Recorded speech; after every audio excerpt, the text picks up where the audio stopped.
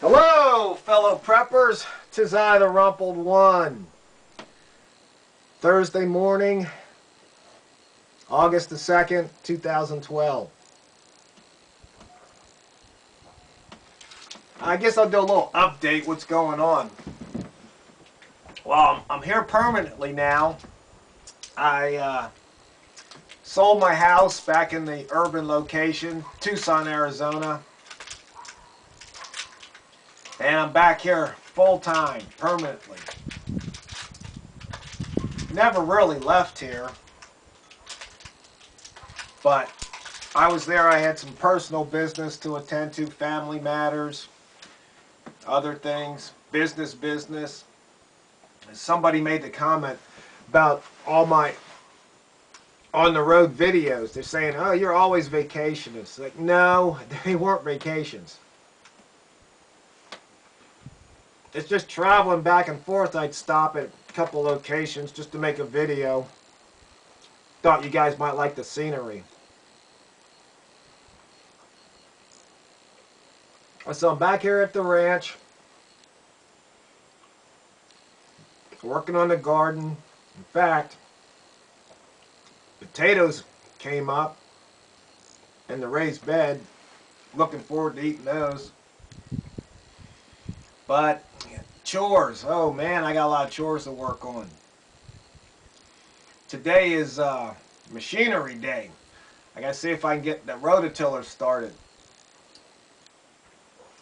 I tried to pull start it, but it was frozen, so I started taking it apart and cranked on it with the pipe wrench real gently. I put some WD-40 down in the spark plug hole, so loosen it up when I cranked on it.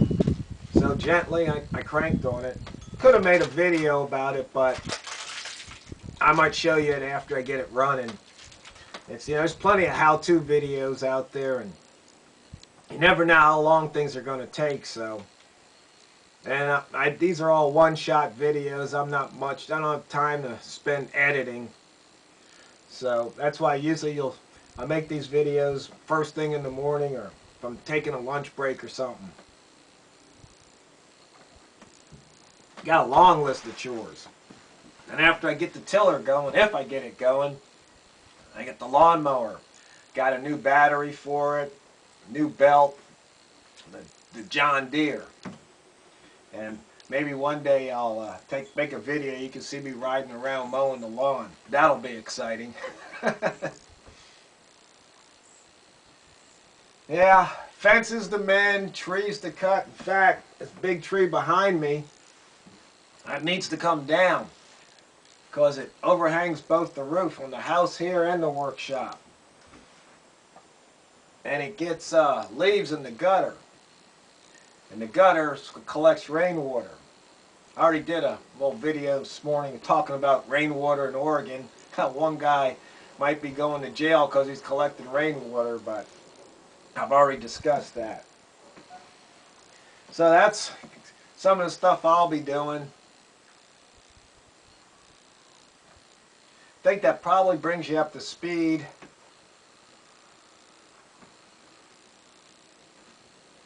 Oh, one other thing. I'd like to thank everybody for watching and listening. I appreciated all the comments. And I put the question out yesterday, should I go on National Geographic Doomsday Preppers? Seems to be about 50-50 yes, 50% say yes, 50% say no. But most everybody says, you know, be careful if you go on there. Some people think it would harm my operational security or OPSEC. Problem is, my OPSEC was blown the minute I bought the place because my name went on the deed. So anybody wants to find me can just go to the county records, look it up online, type in my name, they can find me. I got a cell phone. They can track me if I have a cell phone. So, you know, I use credit cards. They can track me, know what I bought. know where I was when I bought it, so they can track me. So I'm not really that concerned about it. So if stuff hits the fan, and somebody said, hey, we know where the rumpled one is, let's go take his preps. Well, me and Mr. Remington, we got something to say about that.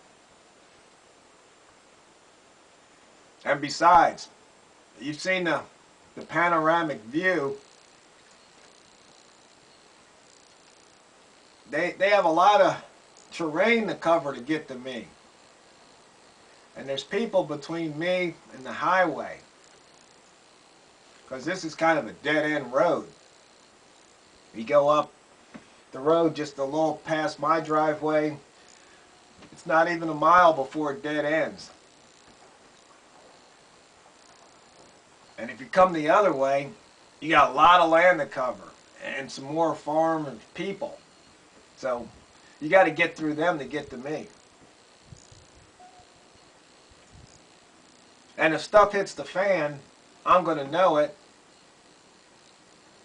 And I probably won't be out in the open, so you get a clean shot at me. You probably have to try and sneak up on me.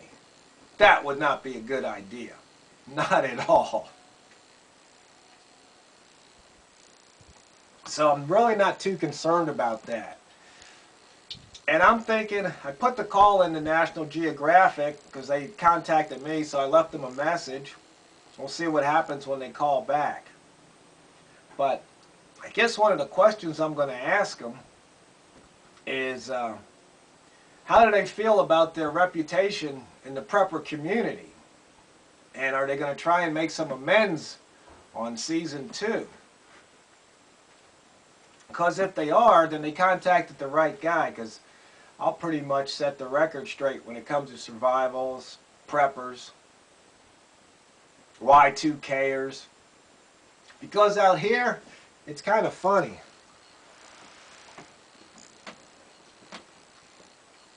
You talk about prepping and people look at you funny. Because that's just how they live. It's a way of life. Farming, gardening, ranching, canning.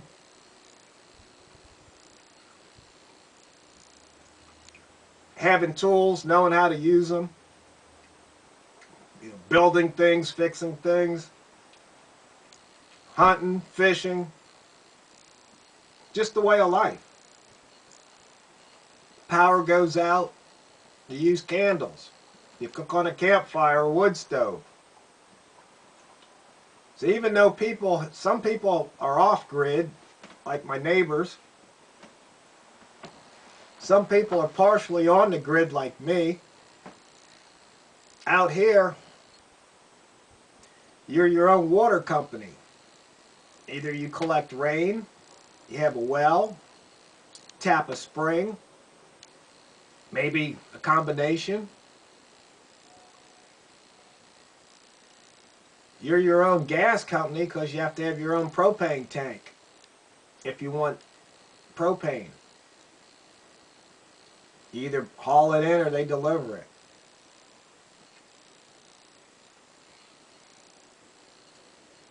So, out here, prepping is just the way of life. Not quite like the Amish or Mennonites, but closer to that than, say, the urban lifestyle.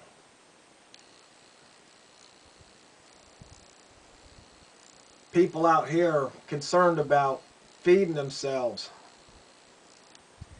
and surviving. Now, they say the economy's bad. I've already talked about the economy. The economy's only bad if you don't have money or don't have the means of producing income, generating income. Some people, it's tough here. Like if you're in construction, it's tough. That's why one of the things when I bought this place back out '89, it was interesting. Vocabulary. People would say, are you working? Not do you have a job. Because here, depending on the time of year, you might be doing different things. You might be on a commercial fishing boat when fishing season's open. You might be working in the bogs. You might be logging. You might be farming. Lots of different things. Some people do what they have to do. Collect mushrooms, pick brush, just to get by till the next season opens.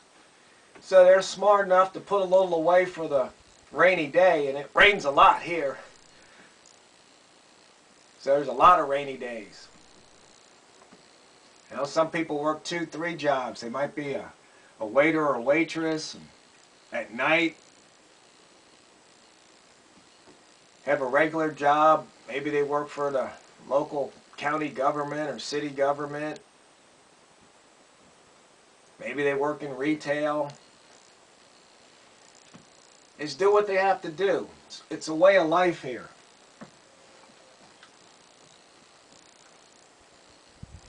As I mentioned before, prepping, or preppers, that's just a name for the marketers. To sell you something that's camo colored or tactical black for an inflated price. That's just my own personal belief. Not trying to offend anybody. But I made the video about, you know, you're not Rambo, neither am I, so don't need to get into that again. So I'll be real interested to see what National Geographic has to say and whether or not they want to make amends to the prepper community. Or if they just want to try and have somebody crawling out of a foxhole with a weapon and dressed in camo and war paint looking like an idiot. Because they definitely did us a disservice. Now, there was a few people on there didn't look like idiots, like that one couple. I think they were in the Northeast. The one lady had the nice farmhouse and the nice gardens. You know, they didn't seem like whack jobs. It's just too bad they didn't put more of that on there. You know, I think there's that one lady that had all the food, about 3 or 4 years, 5 years worth of food. You know, she didn't seem like a whack job. But some of the other people, you know, show them living in compounds and bunkers. Not that they're whack jobs, but it's how they're being portrayed. You know, if they ask me, well, why are you prepping? It's just simple. It's just, it's insurance. What do you do when the power goes out for an extended period of time? What do you do if somebody hit a water main and you don't have water? Just things like that. What do you do if there's no gasoline at the gas pumps? What do you do if there's a forest fire and you have to evacuate? Are you ready? Are you prepared? I mean, it's just simple stuff like that. I mean, out here, you know, we don't dial 911. We dial 357 or 9mm. I mean, think about it. It would take the sheriff, if I put in a call, probably a half hour to get here, if they come at all. What good is that? I mean, think about it. What good is that? Better be able to defend myself, protect my property.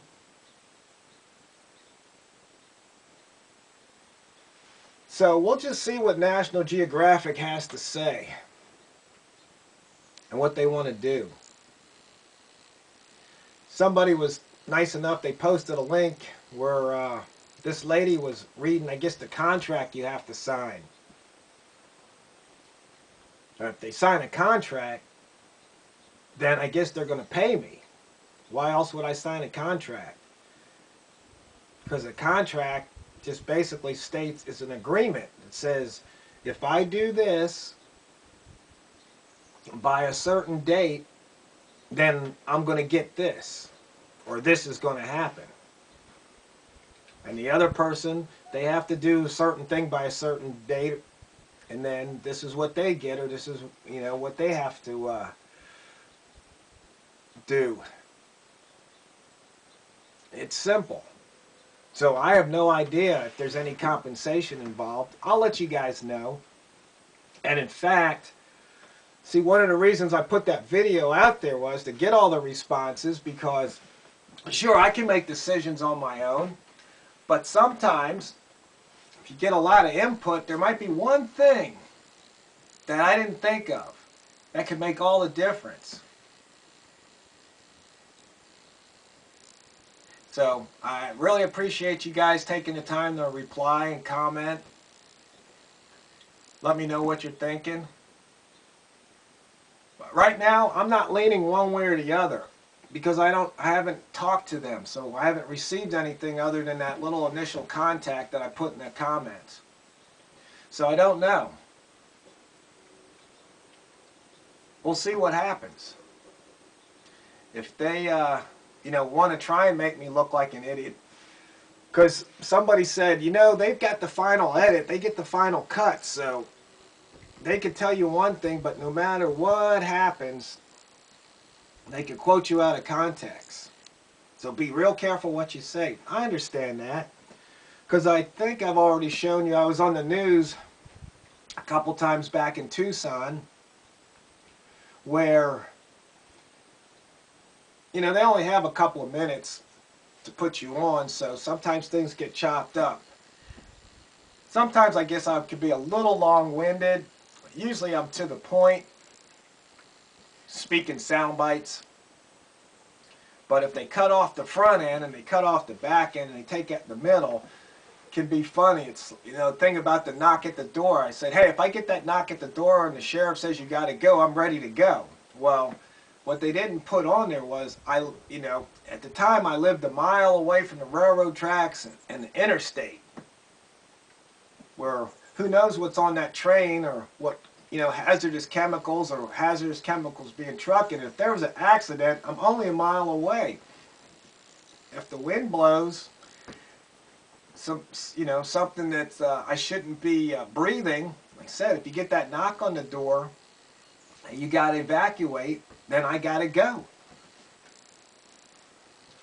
So they didn't put that on there. It didn't make me seem too bad, but, you know, those are the things that can happen, and I realize that. But once again, I thank you for your input, and if you think of anything else, you know, let me know. And if there's anything that you think I should say to National Geographic, whether or not they use me, let me know. And when I talk to them, I can pass that information on. Because they have the opportunity to educate, you know, not just the people in this country, but the world. Because I'm sure it's watched all over the world. And I think some people probably watch it just to see what whack jobs are going to be on each week. But if they present it as an educational thing, and as a way of life, a philosophy, then they can be doing the prepper community and the country and the world great service. But if they're just trying to say, hey, look at this guy's afraid the sun's going to, you know, have a solar flare, and, you know, we're going to have to be living underground, they're just missing the point. But I guess it's their show and they need ratings, so we just have to wait and see what happens. Have to keep an open mind. They might want to make amends. Anyway, this is kind of a long video, and I got work to do, because if I fail to prepare today, I'm preparing to fail tomorrow.